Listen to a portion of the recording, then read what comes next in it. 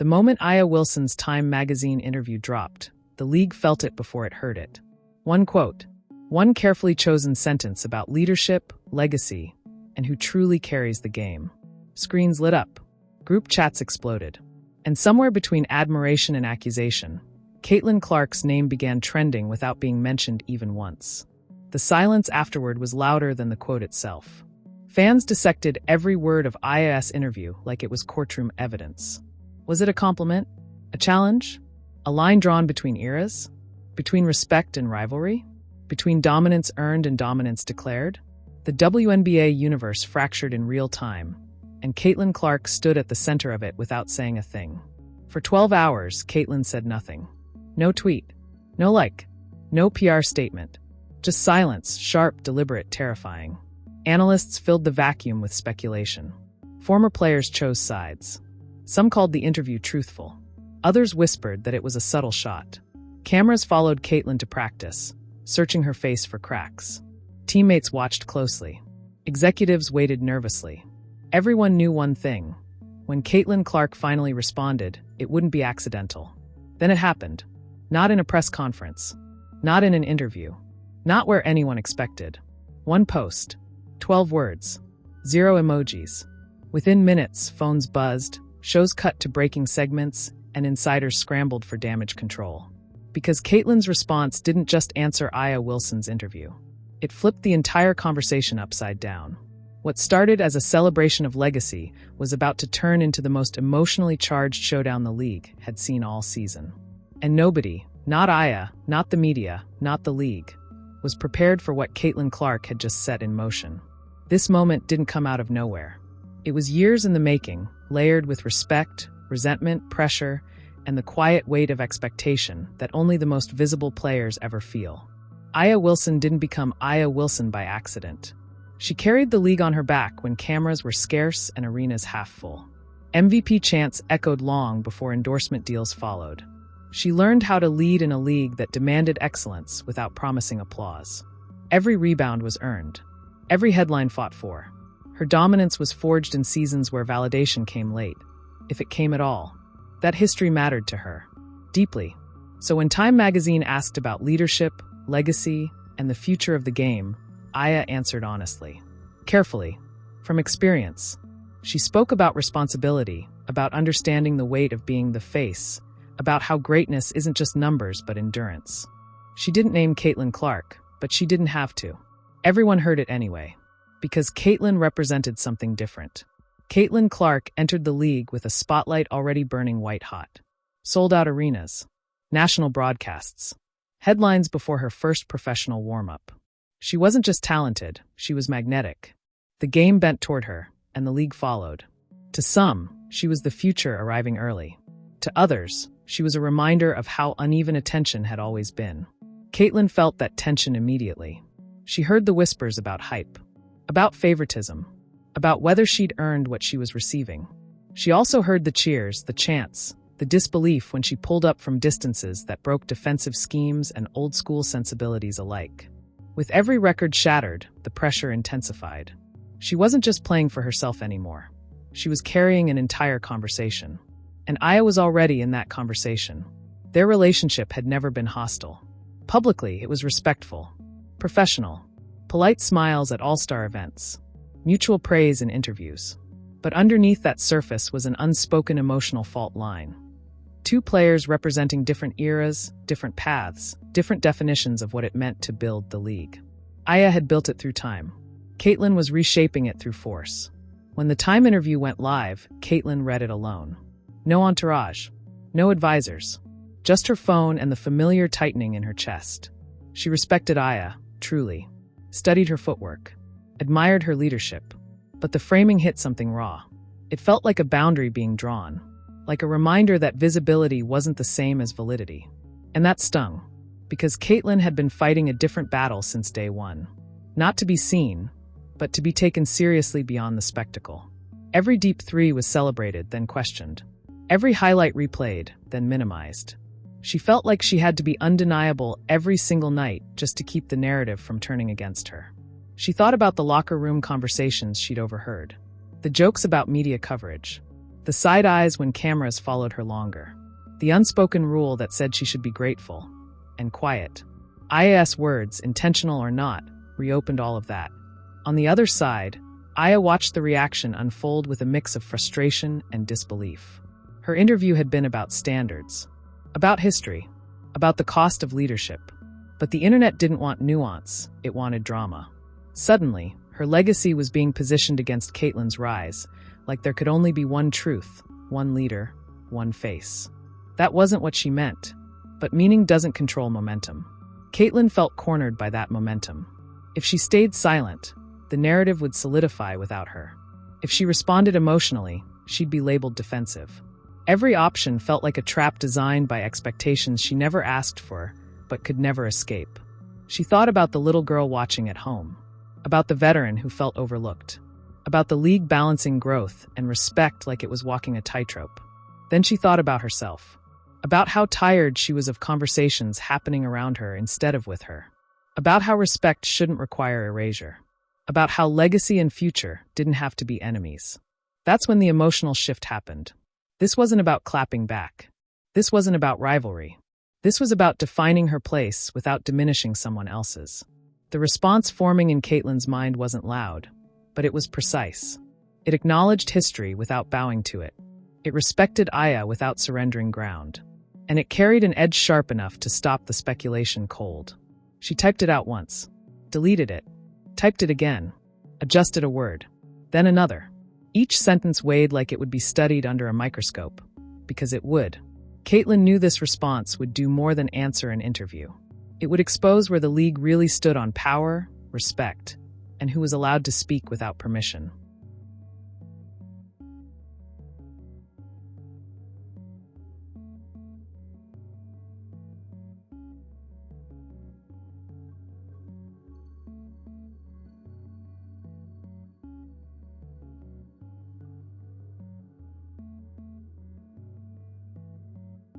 And as her thumb hovered over post, she understood something with absolute clarity. Once this was out there, the conversation would never go back to what it was before. Caitlyn pressed post, and the world tilted. It wasn't a paragraph. It wasn't a thread. It wasn't defensive or apologetic. It was controlled, surgical, and devastatingly calm. 12 words that acknowledged legacy, affirmed respect, and then, quietly, reclaimed space that had been shrinking around her for weeks. The reaction was instant and violent. Phones lit up like alarms. Newsrooms scrapped entire rundowns. Producers cut into programming mid-sentence. The post wasn't aggressive, but it was unignorable, and that made it dangerous. Because Caitlyn hadn't attacked Aya Wilson. She'd done something worse. She reframed the conversation. By grounding her response in mutual respect while refusing to step back from the present, Caitlyn exposed the false choice everyone had been pushing. Past versus future, earned versus elevated, foundation versus spotlight. Her words suggested something radical. That the league could honor history without policing growth, that leadership wasn't a limited resource. And that suggestion hit like a match in dry grass. Within minutes, insiders leaked that Aya had seen the post. No comment, no like, no acknowledgement. The silence was read as tension, then resistance, then offense. Each interpretation louder than the last. Fans took sides aggressively, misquoting both women to fit their arguments. Caitlyn's supporters called it poised and mature. IAS defenders accused Caitlyn of subtle disrespect. The truth drowned somewhere in between. The league panicked. Because this wasn't trash talk. This was ideology. And ideology splits rooms faster than rivalries ever could. A scheduled media availability was suddenly canceled. PR teams issued internal advisories. Players were quietly asked to stay focused on basketball. That phrase, harmless on paper, felt like a muzzle in context. And players noticed. In practice, the air grew heavy. Caitlyn felt eyes on her, measuring, reassessing. Some teammates nodded subtly. Others kept distance. Aya, across the court during a joint session, didn't look her way once. Not out of anger, out of calculation. The kind that comes when you realize the ground under you has shifted. Then the first shock landed. An insider report dropped claiming the league office had reached out to both camps urging de-escalation. The wording was neutral. The intent was not. De-escalation implied conflict. Conflict implied fault. And suddenly, Caitlin's composed response was being positioned as the spark, not the mirror. She saw the narrative turning in real time. Shows debated whether Caitlin had overstepped. Commentators dissected her tone like it was a crime scene. One called it passive-aggressive brilliance. Another said it was a rookie forgetting her place. The age-old script resurfaced. Know your role, wait your turn, don't speak unless invited. IAS Camp finally responded indirectly. A respected veteran went on air and praised leadership that comes from experience, not headlines. No names. Everyone understood. The temperature spiked again. Fans demanded a direct response. The absence of one became fuel. Caitlin felt the squeeze. Her phone buzzed nonstop. Advisors warned her not to escalate. Sponsors asked for reassurance. Teammates asked quiet questions in hallways. She hadn't intended to start a war, but she refused to retreat from a truth she believed in. That's when the first shocking twist detonated. A leaked audio clip surfaced late that night. Grainy, unverified at first. A voice resembling a league-affiliated consultant discussing managing the Clark effect and protecting established leadership narratives. The words weren't illegal. They were worse, strategic, calculated, framed around optics and balance, not fairness. The internet exploded. Suddenly, Caitlin's response looked less like provocation and more like preemption. Fans connected dots. Analysts replayed the clip on loop. Players shared it privately, then publicly. The league issued a quick statement distancing itself from any unauthorized commentary, but the damage was done. Aya was pulled into it unwillingly. Her silence, once dignified, was now being interpreted as alignment. Her past comments were resurfaced, stripped of context, weaponized by people who didn't care about nuance. She hadn't asked for this storm, but she was standing in the center of it. And Caitlin knew it. She drafted a message to Aya, deleted it, drafted another, hesitated. This had crossed into territory where private words could become public weapons. Trust was fragile. Screenshots lived forever. The league escalated. An emergency meeting was scheduled with player representatives. The agenda was vague. The timing was not. Caitlin was asked politely to attend. So was Aya. The symbolism was unmistakable. 2 faces. 1 table. 100 cameras outside. Inside the room, the tension crackled. Executives spoke about unity. About shared goals. About protecting the league's image. The words floated above the real issue like smoke. Caitlin listened, jaw tight. Aya sat composed, arms crossed, eyes steady. Then Caitlin spoke. She didn't accuse. She didn't reference the audio directly. She asked a question instead. Who decides when speaking becomes disruption? The room stalled. An executive answered vaguely. Another deflected. Caitlin pressed again, still calm, still precise. She talked about respect that demands silence. About praise that comes with conditions. About being celebrated as a draw but cautioned as a voice. Aya shifted in her seat. When she spoke, the room leaned in. Her words were firm, grounded in history, in responsibility, in the fear of watching progress erase the labor that built it.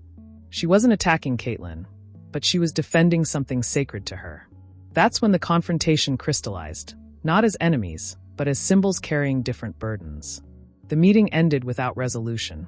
Outside, reporters shouted questions. Inside, texts flew. The story mutated again. Now it wasn't just Caitlin versus Aya. It was the league versus its moment. And then the twist sharpened. A second leak dropped. This one was an internal memo suggesting a potential joint appearance to reset narrative alignment. The phrasing was corporate. The intent was clear. Turn tension into content. Package complexity into a soundbite. Control the fallout. Caitlin read it and felt something snap. Not anger, but clarity. She wasn't going to be managed. She sent a message to her team with 3 words. No joint spin. Then she posted again. This time longer. She praised Aya directly. Named her impact. Named her leadership. And then she drew a line, stating plainly that honoring the past should never require quieting the present. That conversations about growth shouldn't be mediated through. She showed up to practice early the next morning and addressed the team. Openly, directly, without cameras. What she said wasn't recorded. But the effect was immediate. Teammates emerged shaken, thoughtful, divided. When asked by media later, Aya offered one sentence. This isn't finished. Caitlin saw the clip and felt her pulse quicken. Because now, the conflict had evolved beyond interviews and posts. It was about who defines leadership in a league straddling generations. About whether power can be shared without being surrendered. About whether two truths can coexist without one being diminished. And as night fell, another notification flashed across Caitlin's screen.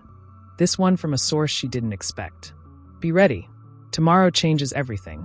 No context. No explanation. Just a warning. And Caitlin understood immediately. The first shock had cracked the surface. What came next was going to tear it wide open. Morning didn't bring clarity. It brought collision. By the time Caitlin Clark walked into the facility, the air was already fractured. Phones were face down but vibrating nonstop. Assistants whispered instead of speaking. Security lingered longer than usual. Whatever was coming had already arrived. It just hadn't shown its face yet. Aya Wilson was already on the court. Not shooting. Not stretching. Standing. Center circle. Arms folded. Waiting. That alone sent shockwaves through the building. Caitlin felt every step echo as she crossed the floor. Eyes tracked her movement like radar. This wasn't coincidence. This was intention. When their eyes finally met, there was no anger there. No warmth either. Just gravity. Before anyone could speak, a team official entered with a tablet and a forced smile. Quick schedule change, he said too fast. Media availability moved up. No one bought it. They were being rushed. Controlled. Positioned. The second major twist didn't wait long.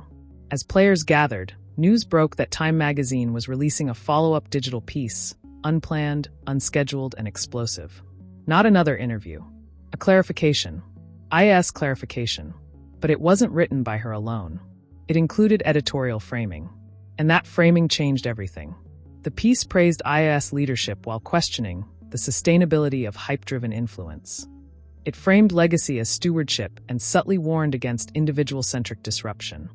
Caitlin's name still wasn't mentioned, but now the implication was unmistakable. The league had chosen a side. Not publicly. Not officially. Narratively. Caitlin felt it land like a weight on her chest. This wasn't disagreement anymore. This was positioning her as a problem to be managed, not a voice to be heard. The praise she'd been given for months suddenly came with asterisks. Teammates reacted instantly. Some were furious. Others conflicted. A few nodded quietly, as if the piece confirmed fears they'd never voiced. The locker room split, not into camps, but into silences. Aya read the article alone. And for the first time since this began, her composure cracked. This wasn't what she'd intended. This wasn't her voice. The framing felt borrowed, sharpened, politicized. She'd wanted respect for the road she walked, not a weapon against someone else's path. But the damage was already done.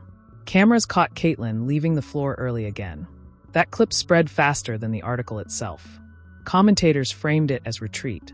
Others called it restraint. The league office called it concerning. That word followed Caitlin everywhere that day. Concern about chemistry. Concern about distraction. Concern about tone. No concern about fairness. Then came the escalation no one expected. A players-only meeting was called.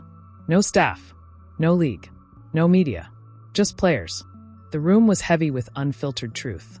Veterans spoke first, about years of being unseen, about finally feeling the league shift and being afraid of losing hard-earned ground. Younger players followed, about finally believing the game could be bigger, louder, freer. Caitlin listened. Aya listened, both absorbing the same storm from opposite ends. Then Caitlin stood. Her voice didn't shake, but the room did. She spoke about respect without permission, about loving the game too much to play small, about being celebrated publicly while cautioned privately. She said she didn't want the spotlight alone. She wanted it widened.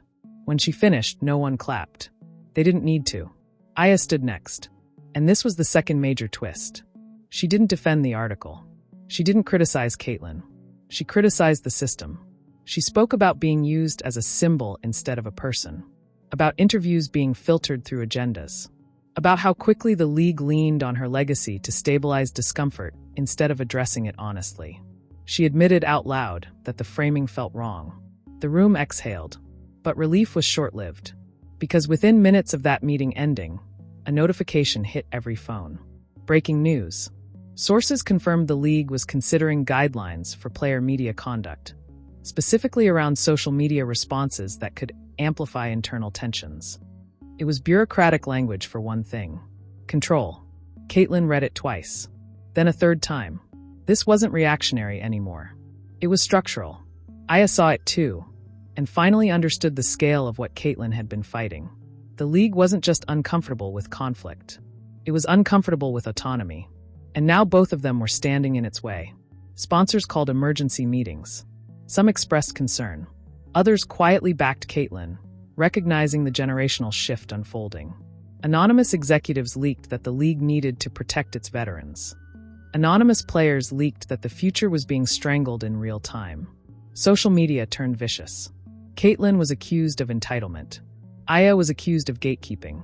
Neither label fit, but labels were easier than nuance. Then the bomb dropped. An internal document leaked late that night, this time undeniable. Screenshots. Headers. Official language. It outlined a proposed leadership council with media oversight power. Aya's name appeared as a potential advisor. Caitlin's did not. The implication was seismic. It looked like elevation. It felt like exclusion. The internet went feral. Was Aya being positioned as the voice of reason against Caitlin's chaos? Was Caitlin being boxed out under the guise of stability? Aya immediately released a statement declining any role tied to limiting player expression. That single act shattered the narrative. And for the first time, the league lost control of the board. Caitlin called Aya. No intermediaries. No advisors. Just truth.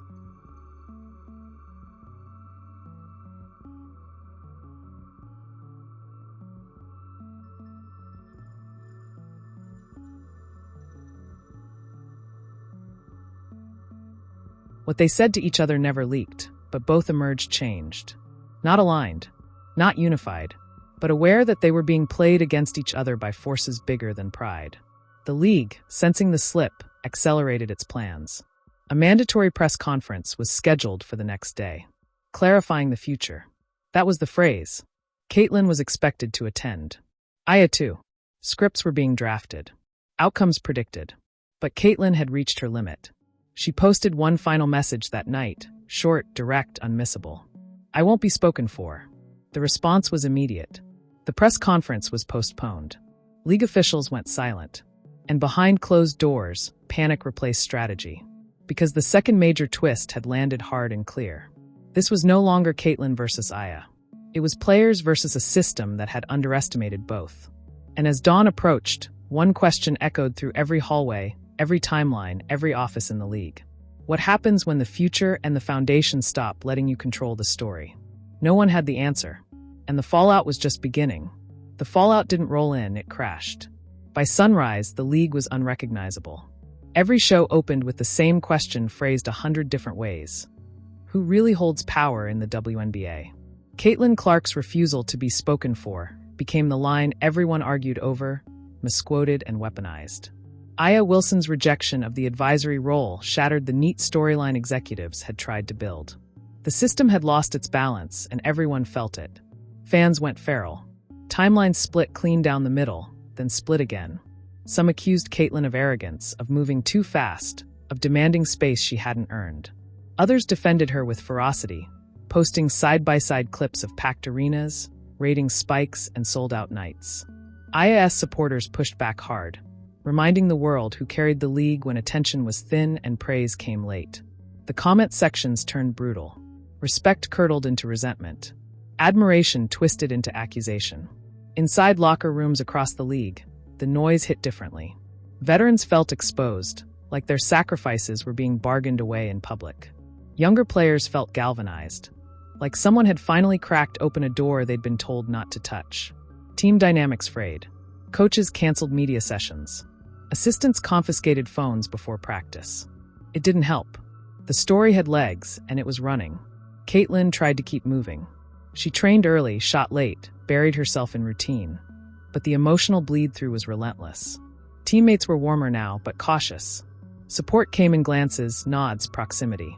No one wanted to say the wrong thing. Everyone knew saying nothing wasn't neutral anymore. Aya felt it too, just differently. She was praised publicly for leadership and grace, while privately fielding messages asking if she'd lost control of the narrative. Old interviews resurfaced, stripped of context. New ones were parsed for subtext. She felt trapped between defending herself and protecting a league she still loved. Declining the advisory role had bought her respect and enemies. The league office issued a longer statement at noon. It talked about unity, about growth, about listening. It said nothing. That silence was interpreted as strategy, then as guilt. Former players went on record saying the quiet was loud. Media outlets began asking why the league could mobilize instantly for marketing, but stalled when players demanded autonomy. Sponsors took notice. Some paused campaigns. Others doubled down on individual athletes, hedging their bets. Then the emotional crack widened. A rookie broke down on a live radio hit, admitting she was afraid to speak up now, that the message felt clear. Visibility came with conditions. A veteran countered hours later, saying the league couldn't survive if history was dismissed as jealousy. The two statements weren't opposites, but they were treated like they were. Caitlin watched both clips back to back and felt the weight of unintended consequences press down. She hadn't wanted this chaos, but she couldn't pretend it wasn't necessary. The truth was messy. Growth always was. Aya finally posted again. This time, it wasn't polished. It was raw. She spoke about pride and fear, about loving the game enough to protect it from shortcuts and from stagnation. She acknowledged Caitlin directly, by name. She said respect wasn't a contest. That leadership wasn't ownership. That the league had room for both roots and wings. The response was overwhelming. Praise. Relief. Skepticism. Hope. But then the backlash surged again. Why now? Why not earlier? Who forced her hand? The questions never stopped. Behind the scenes, the players' union moved faster than anyone expected. Emergency calls. Draft language. Quiet pressure. The word framework started circulating about player voice, media boundaries, and transparency. The league resisted publicly, negotiated privately. Caitlin was asked to slow down. Aya was asked to steady things. Neither agreed to be managed. By nightfall, reports surfaced that a scheduled broadcast appearance featuring Caitlin had been mutually postponed. The phrasing fooled no one. Fans accused the league of soft censorship. Hashtags reignited. Analysts called it a miscalculation. Caitlin's silence, once strategic, now felt imposed. She felt it too. She met with her team late, exhaustion finally cracking through her composure. Not tears, resolve. She didn't regret speaking. She regretted how hard it was to be heard without distortion. She wondered aloud if change always had to hurt this much. Across town, Aya fielded a call she hadn't expected, from a group of veterans asking her to lead a players-only address. No cameras, no statements, just truth. She agreed, knowing it would draw another line. The public waited. So did the league. Because despite the noise, something irreversible had happened. Players were no longer content to be symbols. Fans were no longer satisfied with slogans. The conversation had outgrown press releases and carefully framed interviews. And as midnight approached, a quiet rumor began circulating among insiders, one that froze the air wherever it landed. An emergency vote was being discussed. Not about discipline, not about policy, about representation. And if it moved forward, everything contracts, media access, power could change overnight. Caitlin's phone buzzed with a single message from an unknown number. Be careful what you wake up. She stared at the screen, heart pounding, knowing the fallout hadn't peaked. It had only found its target. The vote was never supposed to leak. But leaks had become the league's oxygen.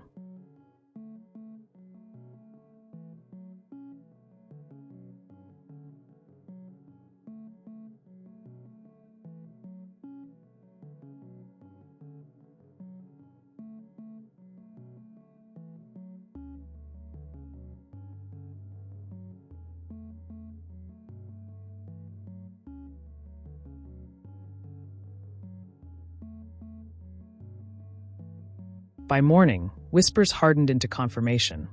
An emergency proposal was being drafted to restructure player representation in media and league decision-making. On paper, it sounded progressive. In practice, it shifted power upward, not outward. Advisory panels instead of votes. Selected voices instead of collective ones. Stability disguised as inclusion. Caitlin read the draft twice and felt the temperature drop in her chest. This wasn't reform. It was containment. The language was careful, almost flattering. Elevated ambassadors. Unified messaging. Brand stewardship. Each phrase wrapped restriction in silk. Players could speak, within lanes. Advocate, within limits. Led, so long as leadership didn't disrupt alignment. And alignment, Caitlin realized, meant silence with better lighting. She reached out to the union. They confirmed the worst part quietly. The proposal could pass without a full player vote if framed as a temporary framework. Temporary had no expiration date. Once adopted, it would become precedent. Precedent hardened faster than policy. Aya saw the same document an hour later. Her reaction was immediate and visceral. This was the moment she'd feared. The league protecting itself by narrowing who was allowed to carry the microphone. The irony cut deep. Her name was floated again, subtly, as a stabilizing presence. Not an enforcer. A bridge. A face the league trusted to calm storms it didn't want to address. She understood the trap instantly. Accept the role, and she'd legitimize a structure designed to limit others. Decline again, and she'd be framed as uncooperative. Either way, the system stayed intact. Unless something broke it. Aya called Caitlin. No intermediaries. No advisors. Just truth, finally spoken without filters. They didn't agree on everything. They didn't need to. What mattered was recognition, that they were being positioned on opposite ends of a false spectrum to keep the center controlled. Respect versus relevance. Past versus present. Stability versus disruption. It was all theater. They decided on something dangerous. They would refuse the script together. Not with a joint appearance crafted by executives. Not with statements vetted into meaninglessness. With a move the league couldn't spin without exposing itself. The twist came fast. At noon, a league-wide memo announced a mandatory virtual address scheduled for that evening, to clarify direction and reinforce unity. Attendance required. Cameras optional. Questions pre-submitted. Caitlin smiled for the first time in days. That was their opening. Because an hour later, Caitlin posted again. Not a statement, not a caption. A link. A simple title. Unfiltered. No branding. No sponsors. No league logos. Within minutes, viewership climbed into the hundreds of thousands. Players joined quietly. Fans followed. Media scrambled. The league called her team. No response. The screen went live. Caitlin appeared first, alone, calm, steady. She didn't attack. She explained. She walked viewers through the language of control. How it sounded reasonable until it wasn't. How temporary frameworks became permanent ceilings. How unity without voice was obedience by another name. Then the screen split. Aya joined. The reaction was seismic. She spoke next, not as a counterweight, not as a correction, but as confirmation. She validated the history, the grind, the fear of being erased. Then she named the truth no one else would. Protecting the past by limiting the future was still harm. And harm didn't disappear because intentions sounded noble. Together, they dismantled the false choice. They didn't ask fans to pick sides. They asked them to see the pattern. The league's virtual address started anyway, talking into a void. Viewership collapsed as players and fans stayed with the unfiltered stream. Executives watched numbers drop in real time. Panic replaced poise. Then the cliffhanger struck.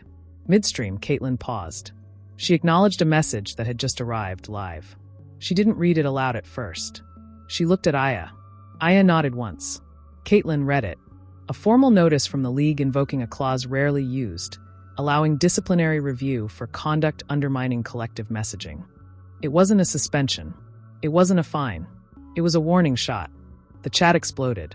Aya leaned forward and spoke directly to the camera. If this costs us access, she said evenly, then access was never power. Caitlin added one final sentence, quiet but unmissable. This doesn't end tonight. The stream cut, not by them. By the platform. Technical error, they said. No one believed it. Within minutes, hashtags detonated. Players posted screenshots. Sponsors asked questions the league wasn't ready to answer. The union released a one-line statement. We are reviewing developments. Reviewing meant mobilizing. As night fell, insiders confirmed the proposal vote had been postponed. Not canceled. Postponed. Which meant the fight wasn't over. It had only changed shape. Caitlin sat back, phone buzzing, knowing consequences were coming. Aya did the same, fully aware that refusing the system made you a target. But for the first time, they weren't standing alone on opposite sides of a narrative. They were standing in front of it. And somewhere inside the league office, a decision was being weighed that could either restore control or shatter it completely. No one knew which way it would fall. Only that by morning, the WNBA would wake up changed. One way or another. This is the moment where watching turns into choosing. What you just witnessed isn't drama for clicks. It's a fault line running straight through the heart of the WNBA. Caitlin Clark and Aya Wilson didn't just speak up. They exposed a system that relies on silence, selective voices, and carefully managed narratives to stay comfortable. And now the league, the media, and the fans are standing at a crossroads. You don't get to be neutral here, because neutrality is exactly what systems depend on when they want nothing to change. If you care about the future of the game, about players having real power, real voices, real autonomy, this is where you lean in. Talk about it. Share it.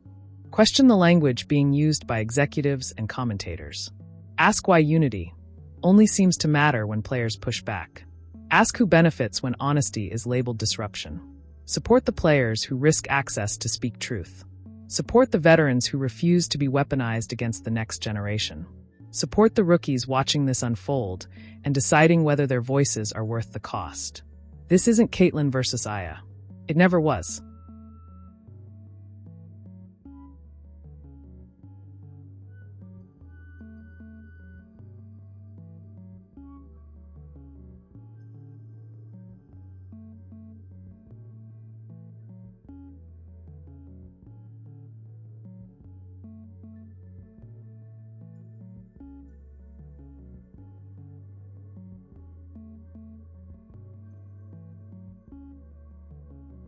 It's players versus a structure that underestimates their intelligence and your attention.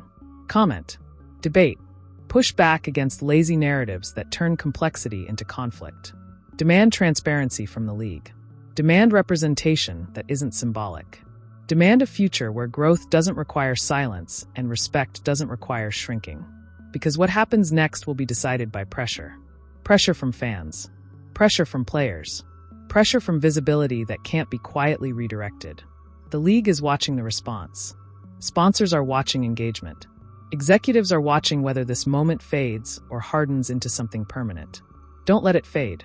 If you've ever said the WNBA deserves more respect, more coverage, more power, this is where that belief gets tested. Respect isn't passive. It's loud. It's persistent. It refuses to look away when things get uncomfortable. The next chapter hasn't been written yet, and whether it becomes reform or retrenchment depends on how many people refuse to scroll past this moment like it was just another headline. Stay locked in. Stay vocal. Stay uncomfortable. Because the future of the league isn't being decided behind closed doors anymore. It's being decided right now by everyone who refuses to let the truth be managed.